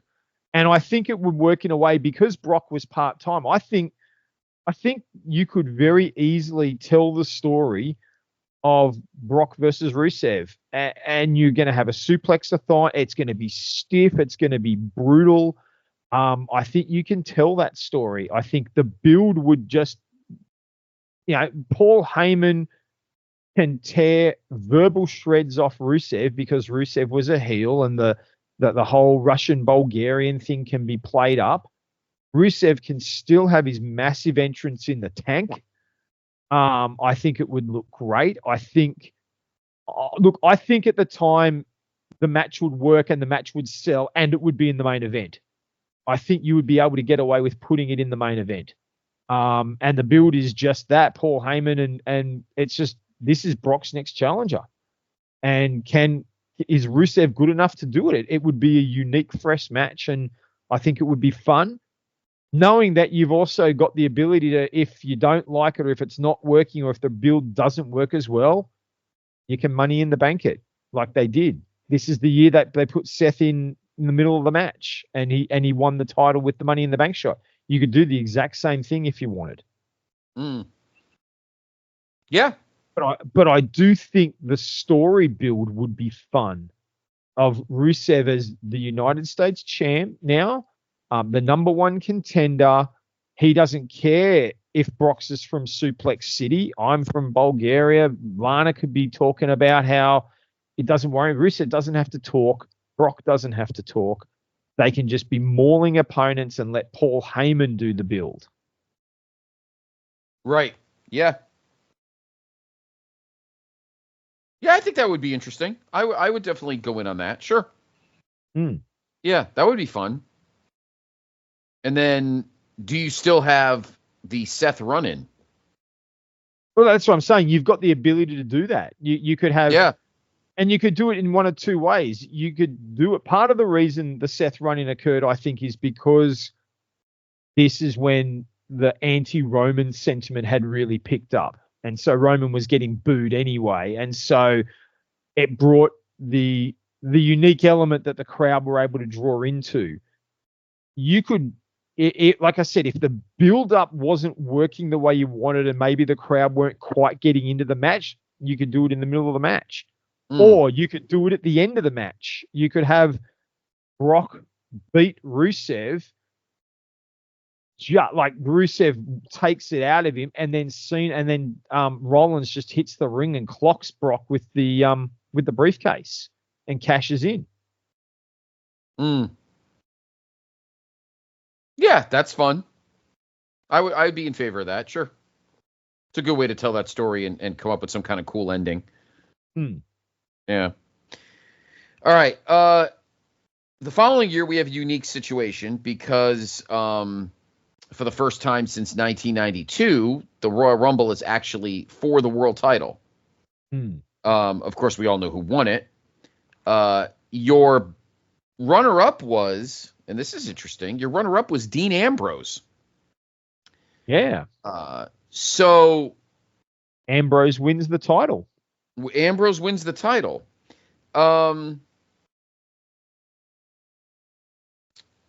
Does he face Triple H in a rematch? Do we rebook things? Because WrestleMania 32 was kind of a mess in many ways. I think what you do, I think if Ambrose is winning our title in this match and he goes into the event as world champion, I would run the question, although I'm just looking over the card now and there is a clear, I'm not seeing, I was going to say I would consider doing a Shield 3-way, except I think Seth was out hurt. He was. Right. Because Seth, that's when Seth popped his knee the previous fall. I think you do Dean versus Roman for the title, and Seth is either at ringside on commentary or the referee. And so you make it the Shield in the main event. All three of them have to be involved somehow. So if Seth's not fully recovered, he can do something that allows him to be at ringside. Both Roman and Ambrose are baby faces, so you're really putting it out there as this is the Shield's main event. And you play the whole story of the Shield. Roman is getting, Ambrose basically comes out with, Roman, you should never have lost the title. You were screwed. You were taken advantage of. I'm giving you the shot. I'm not the champion until I beat you. That's what I think Dean Ambrose would be saying. I'm not champion until I beat you. You and me, WrestleMania. Roman agrees. And then the storyline builds. Seth is interviewed, and then Seth becomes he's encouraging both guys, and he like I said, he's either on commentary or he's brought in as the guest referee, and that way all three are part of that main event. Okay, I think that'd be interesting. Sure, that would help out add some juice to this card, because WrestleMania 32 is not one of the better shows in history. So, no. So speaking of Roman, 2017, Randy Orton won the Rumble, and of course he would face Bray Wyatt in the LED cockroach match. Roman Reigns is your runner-up. So do we have Roman Reigns and Bray Wyatt? That's interesting. This is also when they put the belt on. This is when, so going at the Rumble, Kevin Owens was world champion, and then they put the belt on Goldberg and built to Goldberg-Brock rematch. Right. I think you need to keep that rematch, because that's the story that Goldberg had shocked the world and beat Brock in was it 10 seconds or 5 seconds or whatever it was. At the Survivor Series. And then Goldberg eliminated him in the Rumble. Yeah. Easily. So I think you need to keep Brock Goldberg together, which means you are left with Roman facing Bray, unless you don't put the belt, because Bray didn't have the title at Royal Rumble, did he? No, he won it. He won it in the chamber. Who was champion at Rumble? Champion at the Rumble was that's when Cena beat AJ and tied Flair's record. So Cena. Do you keep it on I think you keep Cena, and you Yeah. have Cena Roman, and Yeah. Cena passes the torch? I think that's exactly what you do. I think Yeah. that would make the perfect storyline. I agree. Cena passes the torch to Roman you don't get the ridiculous engagement storyline. Instead, you get something that has meaning long term. I think that the crowd would be behind Cena against Roman at this point, but I think, in a way, there's an acknowledgement there that we've had similar stories, we've had similar journeys, and it's sort of Cena's, and really that year really was Cena's last hurrah before he becomes a part-time player. So I think, him taking the loss against Roman, shaking his hand and sort of passing the torch to Roman as the number one guy would be a good storyline to tell and the right way to go. I think so too. Yeah, that's a pretty easy one, I think. All right. We'll keep motoring along, and we're getting there. We're nearly there. Yeah. But now we have an interesting situation, Dave, because now we go to 2018, and now we have to book two things, because for the first time we have the Women's Rumble. We'll get to that one in a minute. So Knock wins the Rumble. Guess who your runner-up is? Roman Reigns. who wrestled in the world title match anyway. So he wrestled in the world title match anyway against Brock. So that storyline plays out. We don't have to worry about it. Nope, because Knock ended up facing AJ in a match that everybody thought was going to be the greatest thing in the world, and it wasn't. The Women's Rumble. Oh, dear. Now this is interesting because we do have kind of a conundrum here. I was at this Rumble. This Rumble was in Philly. Asuka wins the Rumble. The problem we have here is the runner-up is Nikki Bella. Now, the Bella twins came in as because they loaded this Rumble full of legends. Because it was the first Women's Rumble. Do we cheat here and skip because Nikki and Brie were the next two? We can't do that. We can't have Nikki come in and win a Rumble again. Do we go up and I give you who the first legit? Well, before we go there, I'll just to stay true to the concept of this episode, and we did it with Santino. If Nikki was to win and was to go to WrestleMania, I guess the advantage we have is we have two women's championships. Yes, she would either go up against the Raw Women's Champion was Alexa Bliss, and the women's and the SmackDown was Charlotte. Yeah, I avoid Charlotte. You put Nikki in a match against Alexa Bliss. I think that could be fun. Yeah, Alexa could at least make the storyline work. The match is going to be terrible. The match, it'd be awful. It needs to be early in the event, and it needs to be quick. It needs to be Alexa winning in 20 seconds or something like that. Right. It cannot go on. But that's the only way you could do, and it would be Nikki. Because Alexa has the arrogance and has the character to play into you don't deserve to be in the ring with me. You're a part-time player. You're a model. You were never a real wrestler anyway. I think you can do that. And then they get in the ring and she just Nikki, maybe you tell the story that Nikki, Alexa's sort of being arrogant to the crowd and showing off, and Nikki tries a roll up straight off. Roll up, 1-2, Alexa kicks out. And that was Nikki's chance, and then Alexa just destroys her. That to me is the storyline that you would play with Nikki Bella. Yep. Who is the legit? Who's the legit? Who would be the next? Who would be the legitimate runner-up if it was a full-time person?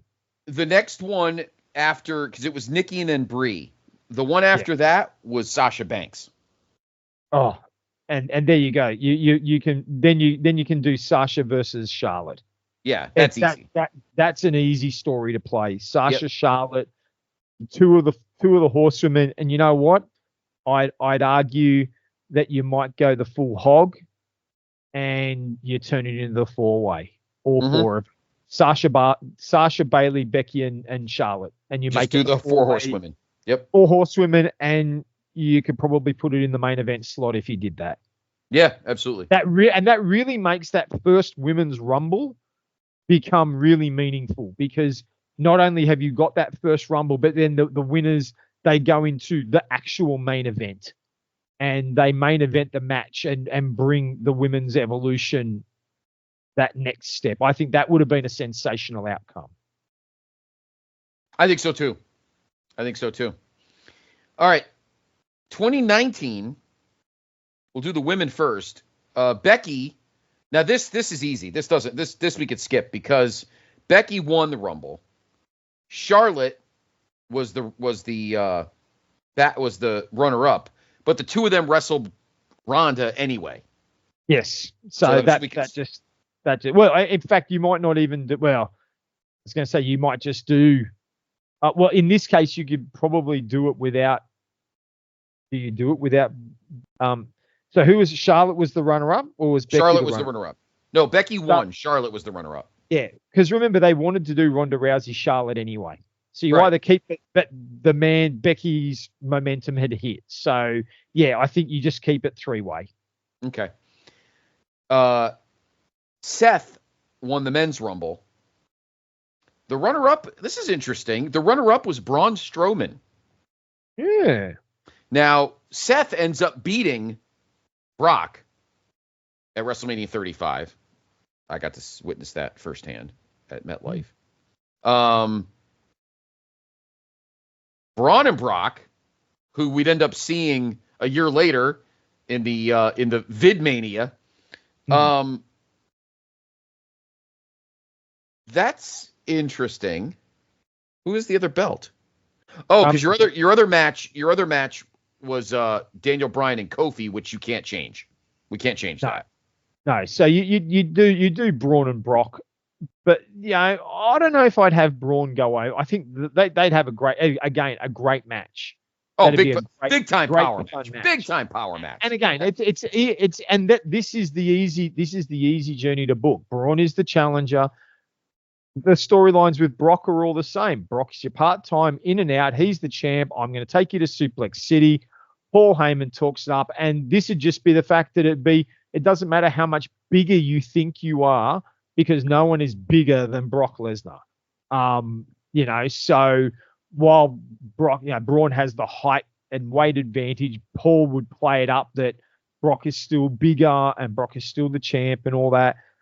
I would probably keep the belt on Brock, maybe, unless he really wanted to take time off, which is what we know he did. He wanted to take time off, and if he does, well, Braun gets the win, and you can take the belt off Braun a month later. Right. Yep. All right, 2020. This is very fun. So Charlotte won that Rumble. If you remember, she ended up picking the NXT title, and she ended up beating Rhea. What a stupid, why pick the NXT? Although, that was dumb. That was dumb. It did give us but like you said, it gave us Charlotte versus Rhea for the first time, which that was a sensational match. It was. Unfortunately, it was, we all know the circumstances. We were all kind of in a fog at that point. But here's an interesting one. You know who the runner-up was? Ready for this? Yep. Shayna Baszler. Ooh. So do we do Shayna, so does Shayna pick Rhea anyway? Or does she upgrade? Now, if I'm trying to remember. Well, Shayna ended up facing Becky Lynch anyway for the women's title on night 1. Oh, right. So it doesn't really change anything. About it. Wow. Yeah, it doesn't change anything. I can't remember. I can remember a WrestleMania from 30 years ago, and I can't remember a WrestleMania from 5 years ago. I've got the results up in front of me for me to remember. That's right. Bailey had one belt because she beat Lacey Evans. And did the Raw women, and Becky beat Asuka to keep the other one. So now the men, Drew McIntyre won the Rumble. The runner-up Guess who? Roman Reigns. So in our universe, Dave, Roman Reigns would have won the Rumble like 7 times. But it's in interesting our world, to see how many times he was actually being runner-up. It's I know, right? Crazy. So, all right. So in our world, I mean, I would love for there never to have been COVID ever, period, anyway. But in our world, do we have COVID? Because if we don't, Roman's at WrestleMania. Does he go against Brock Lesnar, who's the champion? He could go against Brock, the other champion. Well, yeah, I think what you do, he goes against Brock. I think the thing about this is, the greatest benefit that ever came for Roman was having to take time off because it allowed them to develop the tribal chief, the tribal chief character. And the question is, if he doesn't take time off, does it happen? Now, look, if we stick to our guns and we stick to our concept here of he's in the main event, in COVID, it creates an awkward time concept. I think he loses. I think he actually doesn't win the match. And I think he will actually, you could have him face Goldberg for the Universal title and have Goldberg beat him. Mm-hmm. I don't know that that's the way. I think, well, the thing is, he's faced Brock so many times. I don't know that match carries anything. And if he's going to lose again, it doesn't carry anything either. So a fun match could have been to put him against Goldberg, and have him face Goldberg for the title, and maybe Goldberg gets the win. Who knows? Because Brock's going, I can't commit to being here ever. I'll do WrestleMania, but with my health struggles, I can't afford to be out. So I'll do this one-off match, and because there'll be no one else around, right? I'll do it, but I can't win, and so he can still take the time off. Sure. Okay. I just don't think it would be worth anyone's while to see him face Brock again in that situation. I think he'd have to face Goldberg. Yeah, I agree. I agree. All right. The only Thunderdome Rumble 2021, because we were still in Vid World. Possibly, well, in my opinion, I didn't like this one. I think it's up there as possibly the worst Rumble of all time.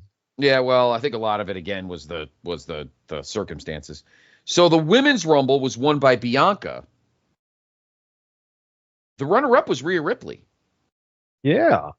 So you could still do Rhea, and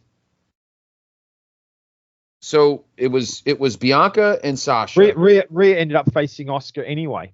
Right. So we could just that doesn't matter. So that doesn't change anything. Doesn't change anything. Okay. The men's one, remember Edge won. He came out of nowhere. That was his huge return. Your runner-up was Randy Orton.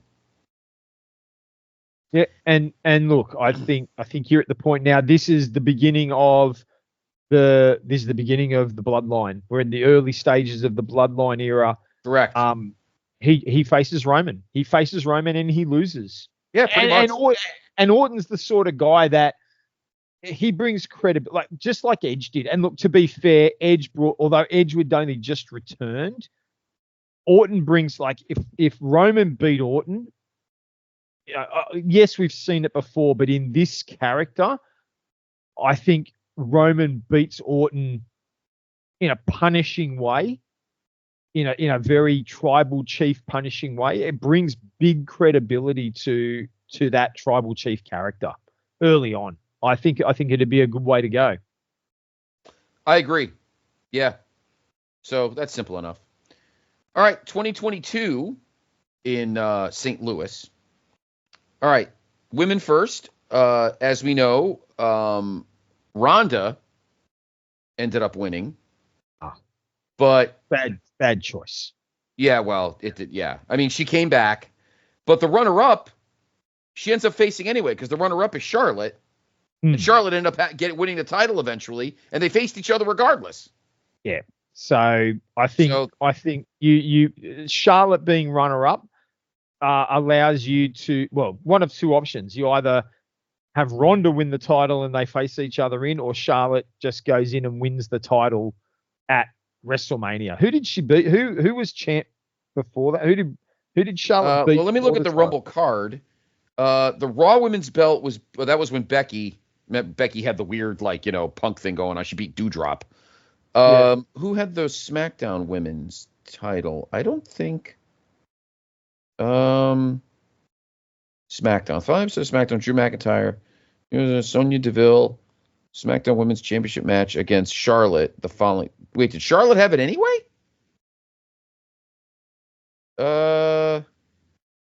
Wait, did Charlotte have it? Did she have it anyway? Now I'm confused. Who had the women's belt? She might have. Is this the one where she sat at ringside? No, she can't have because she was the runner-up. So I'm like, I'm trying to look for a day one is Doudrop Women's Royal Rumble Doudrop thanks to Lynch. No, that's not it. I'm trying to figure out who the frick won the. Oh wait, Mickie James. Hold on. Oh no, on the January 7th episode of SmackDown Women's Champion Charlotte Flair revealed 18 of the women who would be competing in the Rumble match, including WWE Hall of Impact Knockouts, marking the first time WWE openly acknowledged one of Impact's championships. Yep. Flair decided she would also participate in the match, stating that she would be the first reigning women's so she was already champion. So she would it was doing what she was going to do, reign and win. And all she'd do is come out of it and go, I told you all I was going to do it. Yep. And probably your probable outcome is Ronda Rousey comes out and goes, I don't care. You've been ducking me, and yeah, you probably end up with Ronda versus Charlotte anyway. Yep. Which I don't know. And Becky. And Bianca and Becky you have to do because that what they did at SummerSlam in Vegas. Boy, that was a weird crowd when that happened. Very strange that night in Vegas. All right, now the men. This is very interesting. Yeah, the other thing. Look, having said that, the other alternative would be we come back into our world of the 4 horsewomen. That was the year that Sasha Banks was still with the company at that point. I think you could potentially have Sasha Charlotte.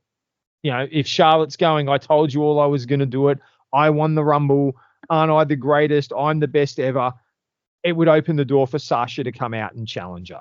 I think that's and we all know Sasha was ticked off with the way the women's tag division was being booked and how they were being presented, and that led to Sasha leaving. It would be interesting to see if Sasha was given to keep her happy. There's probably some disgruntlement already. Maybe Sasha faces Charlotte for the title. I think that'd be at least be a fun match. Yeah, I kind of agree with you on that. Yeah. The men, I think again, because of the bloodline. So obviously Brock won. And then he ends up winning a belt because he has the other belt going into. Yeah, and then this is where it becomes winner. This is where Roman unifies the titles. Yeah, which was a stupid idea. Drew is the runner-up. Wow. So you just build Drew and Roman at WrestleMania 38 in Dallas, and just Roman wins again, and just Roman wins. I think you do. Yeah, Roman wins. I think essentially you're almost going to get can get Drew saying, last time there was no one in the ring. This year I'm going to win. There are people here. This time, I'm going to win in front of people, and I'm going to end the bloodline. I'm going to end your rule and end your reign. But you've basically got the Clash at the Castle storyline. I think really that's what you're going to end up with, the Clash at the Castle storyline being built on the lead up, except it's not in the UK. It's not in his hometown. It's in the US. Yep. All right. 2023. Rhea Ripley, as we know, won the Women's Rumble, and she ended up winning the title from Charlotte. Liv Morgan was in one of the best women's matches ever. Ever. Liv Morgan is the runner-up. Remember, they were 1 and 2. They went both exactly the same time, 1 hour, 1 minute, and 8 seconds. So Liv is the runner-up.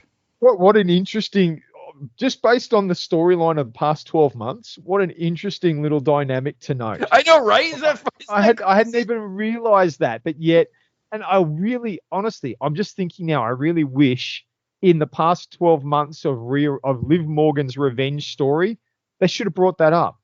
I should have had the title a couple of years ago, but you cheated me at the Royal Rumble. That was my night, and you cheated me then.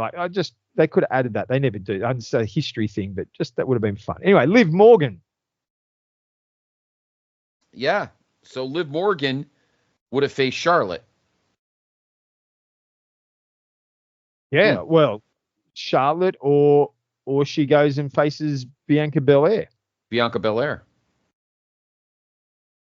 Either one. I think Charlotte would probably have given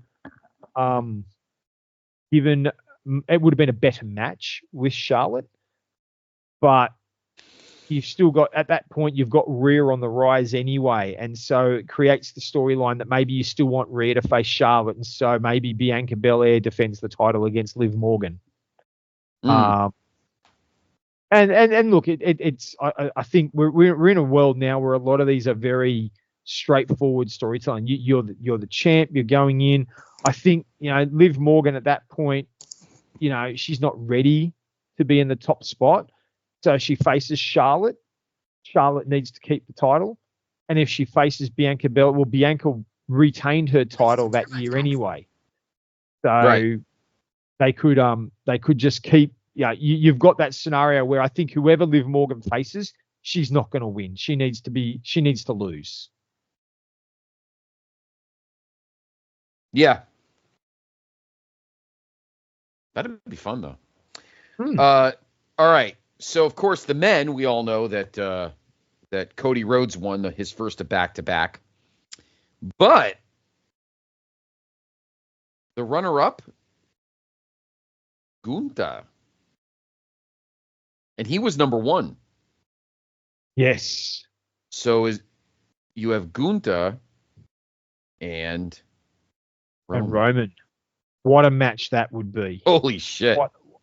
What a barnstorming match. I think you're going to, I think this is a scenario where it would have been, it probably helped that you had the underlying story of the bloodline playing out external to the world title match, because you had the whole Sami Zayn thing happening on the side. So it allows you to basically, you just tell that story to where they did, and Gunther can just be beating everyone like he did. He beating everyone, and then you come out of the Sami Zayn Roman Reigns match, and you've very much got the build of Gunther coming out going, you don't scare me. The bloodline doesn't scare me.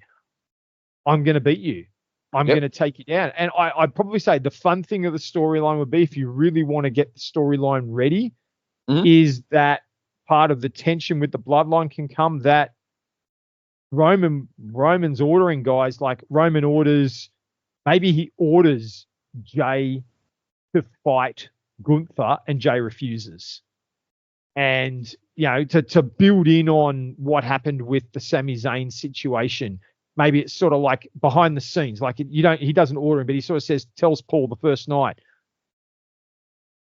get Jay to face him. And Jay's already sort of turned his back on them, and he doesn't, this is sort of that build. You can do that. So Roman's like, put this guy against him, give Solo, put Solo against him, make it a handicap match. And Gunther just beats everyone. So Gunther, I think, runs the gauntlet. I think he beats Jimmy, he beats Solo, and maybe even beats the two of them in a handicap match before WrestleMania. And then Roman comes out and does the beatdown, and they just do like the bloodline beatdown on Gunther. And Gunther, stands up. He could even be covered in blood, but he stands up. It's sort of like he survived the beatdown.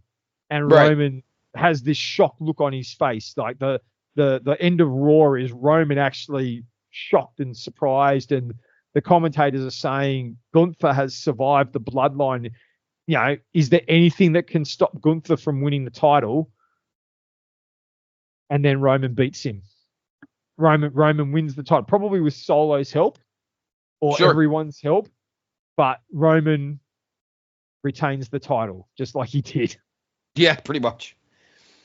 All right. right. I think the story would be fun and the match would be outstanding.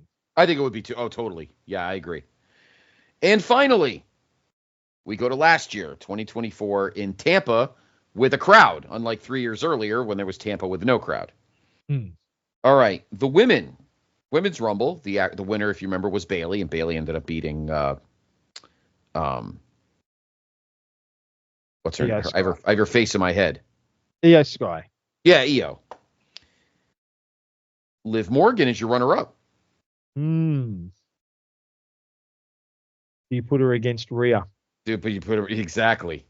And do you push up the mind games of dominance? Yes. I think you could start that whole storyline coming straight out of the Rumble. The Rhea the Liv Morgan revenge tour starts straight out of the Rumble. I'm coming for you, Rhea. It's my revenge tour. She starts flirting with Dom. You're probably playing the storyline that plays out a couple of months later. You're just playing it out a little bit earlier. And you know what's awesome? Guess who we missed by one slot? That would have been the runner-up. Jade Cargill. Wow. And that was her debut. Yeah. How awesome. And I love her. I love Jade. That was one of my favorite AEW displants. Imagine her versus Rhea. Oh! Oh! That's like a female equivalent, and I'm saying, this is respectfully saying, like Brock and Braun Strowman or something. I mean, just two powerhouses. Absolutely. It would be a great We'll match. get it. Yes. We're going to get it. We're going to get it. We're going to get it at some point. Yeah. The men, of course, are Mr. Devontae Rhodes had won again.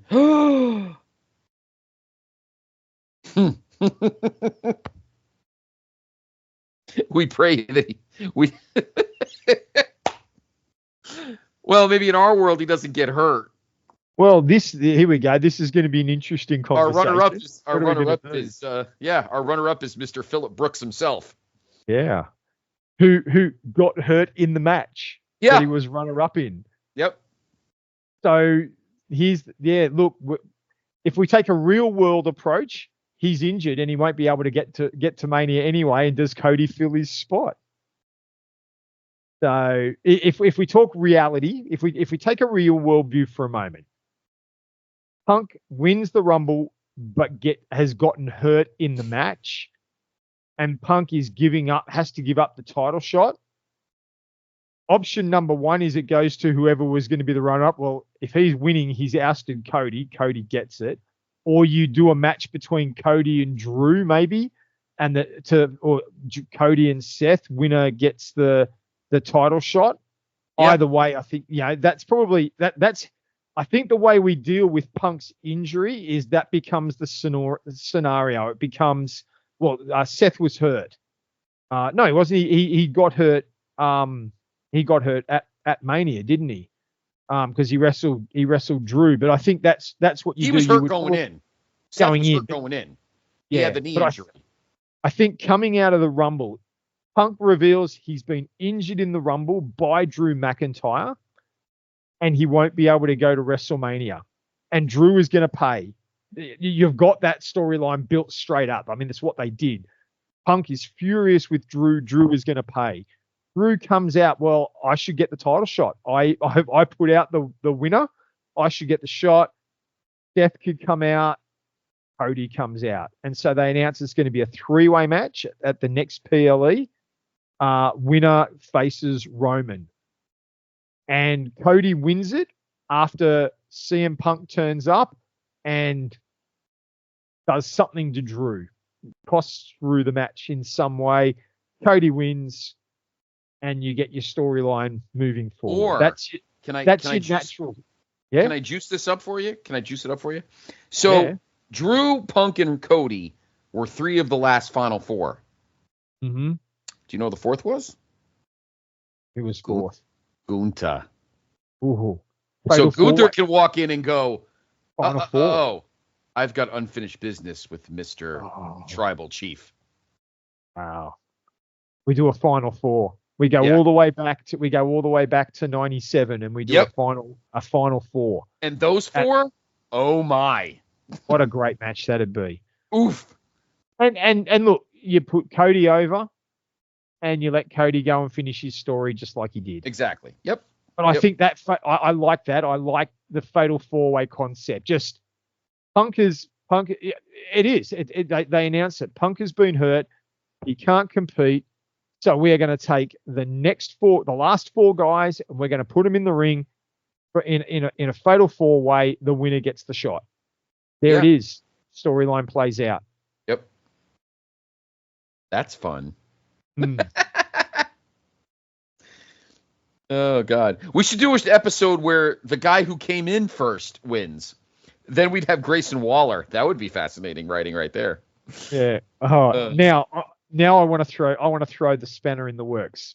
Let's have a look at the story. Punk doesn't get hurt. He's the winner and doesn't get hurt. And you've got Punk versus Roman at WrestleMania. Or do you have Punk versus Seth? Oh. And you still do Cody and Roman. There's the question, isn't it? What do you do there? Look, from a backstage point of view. Well, here's the thing. Here's the thing, Dave. Let me throw this out here before you continue on, because maybe I'm going the same path as you. I feel like even in our alternate universe, Cody's got to finish the story, or we're all going to blow our brains out.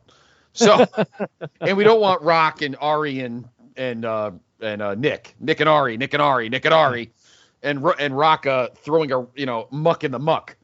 So, I feel like we need to have Punk and Seth, and how about this? Punk's still hurt, but he kind of protects his arm, because it was a tricep, I think it was his tricep muscle. He protects his tri for most of the build. He wins the title, and Drew still cashes in. That would be. Well, wait, hold on. My bad. Damian Priest has the briefcase. Damian Priest cashed in. And I don't think you would want to do that onto Punk. Drew comes out and costs him the match. Yeah, maybe. Maybe Drew Claymore comes through the crowd, and maybe Claymore kicks Punk's arm, maybe on like the steel post, something like that. Yeah. And that way Punk could still take his time off. Yeah. To recover. That creates it. The only thing I'll counter with is this. Sure. And I know, look, I agree that I think the natural story progressions would be Cody finishing his story and Drew and Punk facing Seth, which seemed to be where they were going, possibly. Except that if you look at it, a behind the scenes thing, if you gave Punk the Rumble win, and then you said to Punk, you're not going to be in the main event at WrestleMania, I question whether Punk would be willing to do it. I think Punk's argument would be, I want to be in the main event, and the main event is going to be Roman. It's not going to be Seth. So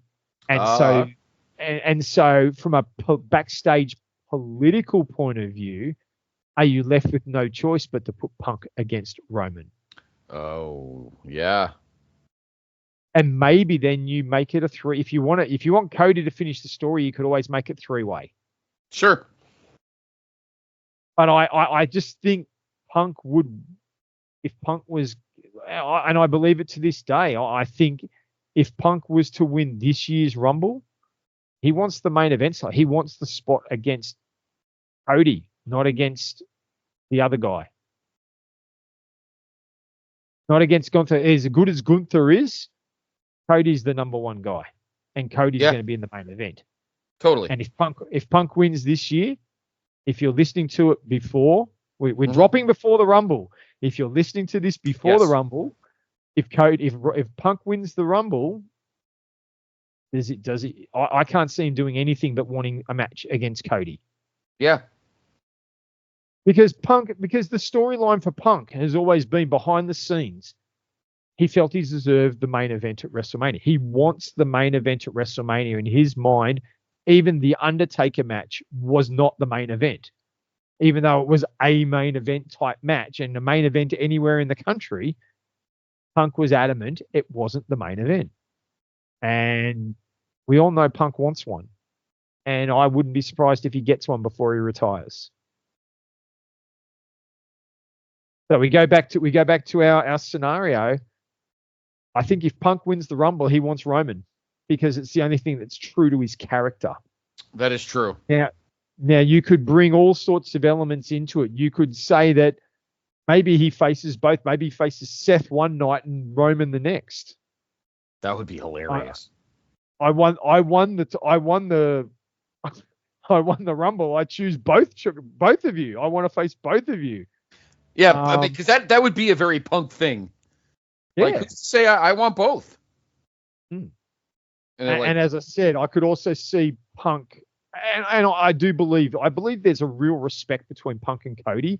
I think Punk would be willing to share the main event with Cody against Roman, and I think he would be willing for Cody to go over to finish his story. So, they're my thoughts. I can see that. I think you're right. I think had Punk won the Rumble, he would definitely want. Even though there is a built-in storyline with Seth, because Seth flipped out at the Survivor Series, like, this guy's a cancer. You know, look, he almost destroyed another wrestling promotion. He walked out of here because he didn't get his way. So there is a natural, as much as the storyline theory of, you know, Punk wants to be in the main event. There is a built-in storyline with Seth and Punk, because Seth, when Punk came in, Seth was all, you know, you're a piece of shit. You've been a piece of shit for years. No one's buying your whole victim bullshit, blah, blah, blah, blah, blah, blah. You're just another, you came back because you wanted the paycheck, like you always wanted the pay. Like, you know, could have gone that whole path. It's the storyline we've just seen. Yeah, exactly. So, and yeah, interesting. And having said that look, like I said, we're recording before the Rumble. It's one of the reasons, the fact that they have done the Punk Seth match at the Raw debut on Netflix. It's got me thinking that there is a very strong chance Punk is going to win the Rumble, because I think that if they wanted Punk and Seth at WrestleMania, they would have held off. Why give us the match on Netflix debut if you're wanting it to be a marquee match at WrestleMania? I don't think Punk and Rollins are going to be facing each other at WrestleMania. I have a suspicion Punk's possibly been earmarked for the Rumble win this year. I think he is as well, and I think we are going to get Punk and Cody.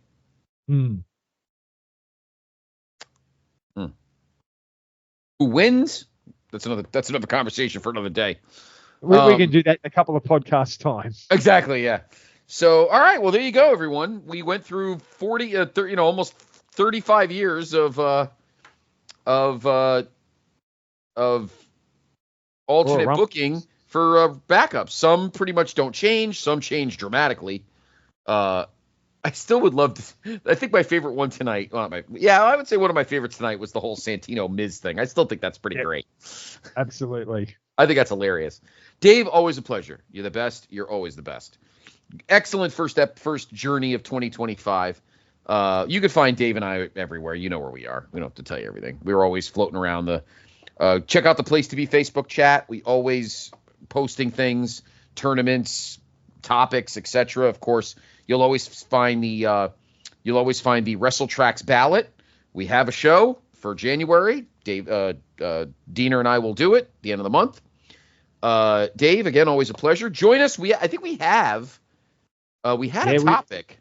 Yes, February we're going to be redoing Saturday night's main events between 93 and 95. We're going to come up. We're going to book some cards that didn't happen when Saturday night's main event shut down before the advent of In Your House. We're going to do some Saturday night main event cards. We're going to create them from scratch. Yes, so we're going to do. That's what it was, because that came from our mailbag. So next month, I am so looking forward to this. So next month, through the Looking Glass, we are going to go back and book Saturday night's main events between 1990. Well, we'll say late 92, probably early 93, because there was one in November, 1993, and then up until the middle of 1995, when the first In Your House started in May of 95. So we'll do some, contract signings between Luger and Yoko before SummerSlam, or Bob Backlund does the chicken wing on Brett before Survivor Series 94. I mean, who knows? We could have a lot of fun. We're going to have a lot of fun. So join us for that. Dave, always a pleasure. Again, Happy New Year, everybody. And check out all the great shows on all of our pods, on the Backbone Wrestling, No-So, of course, here, the PTB Wrestling Network, Jenny Position, all the great pod, the PTB Pop Experience, my guy Luke Jennings and all his shows. Dave is always on Cronoso. He's always on our video channel as well, on the YouTube channel. So just check us all out, because we do the best we always can for you, for great content and entertainment. For Dave, I am Scott. We will see you the month of love through the Looking Glass.